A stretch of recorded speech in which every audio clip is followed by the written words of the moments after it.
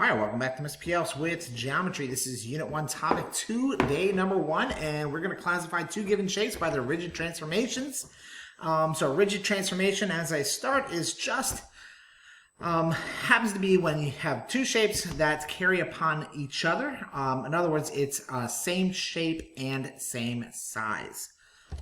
All right, now it says, are these two triangles the same size? They do happen to be the same size.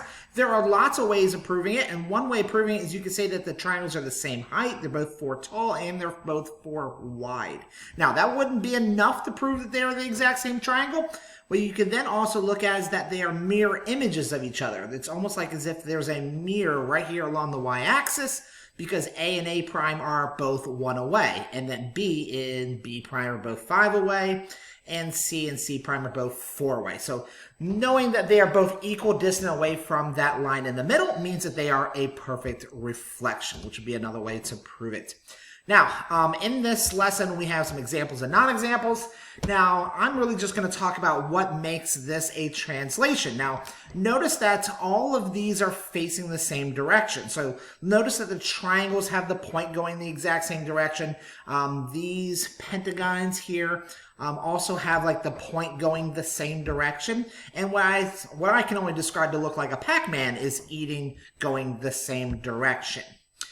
So notice that these two are facing each other, so that's not going to be a translation. Translation is simply when a figure moves up, down, left, or right.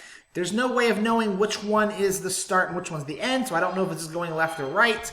I would need more information to prove that. A reflection, which is sort of what we talked about during the warm-up, it means it's like a mirror image. So it's been flipped, whereas a translation is a slide. So this has been flipped over the x-axis, this has been flipped this way, and this is also flipped over the x-axis, and looks like it's also flipped over what would be the y-axis if it was on a grid. And then we have one more rigid transformation, which is rotations. Means take the same shape and to turn it. It's still same shape, same size.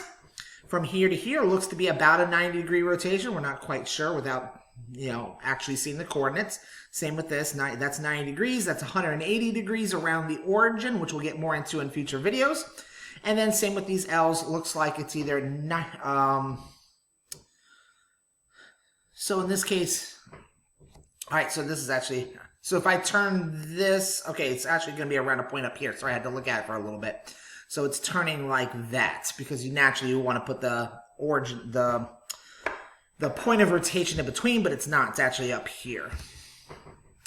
All right, so now we talked a little bit about what they are. So this is a, this actually is a kind of a tricky one. It is going to be, I believe, a reflection over that, that line, or that line that's similar to that. Now, it does kind of look like it's a rotation, but the problem here is if I put the point right here, I would actually need some patty paper to check it. So I would need some way of measuring to check it to make sure that it is right. So if I put the point right here below the point, this point's not below it. And if I put the point right here, you can see this is much closer than this, and that would not work in this case. Clearly a reflection. This is a translation, slid either up or down. This is a reflection here for D. This is clearly a 180-degree rotation. It's flipped. I know it kind of looks like a reflection. It is a reflection over the Y and then reflection again over the X, which is technically what a 180-degree rotation technically is. And this would be a dilation. This is not a rigid transformation. All right, so then on page 12, we have a translation, reflection. This is a reflection over the y-axis. Then we have a translation, slid left and right.